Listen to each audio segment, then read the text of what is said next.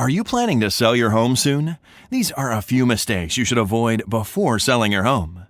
Don't sell before the house is ready. If it doesn't present well, it won't sell well. Neglecting to ramp up your curb appeal. You polish and primp inside your home, but if you neglect to pull weeds or paint your front door, you run the risk of potential buyers leaving without ever entering your home.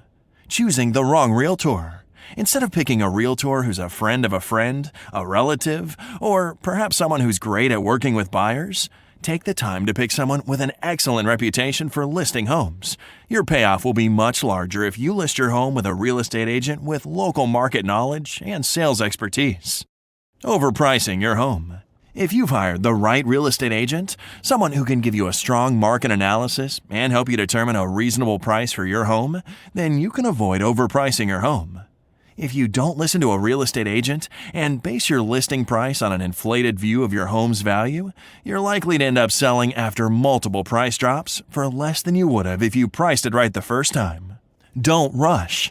You should know about your mortgage, including prepayment penalties, your market conditions and trends, and your options for your next home before jumping on the market.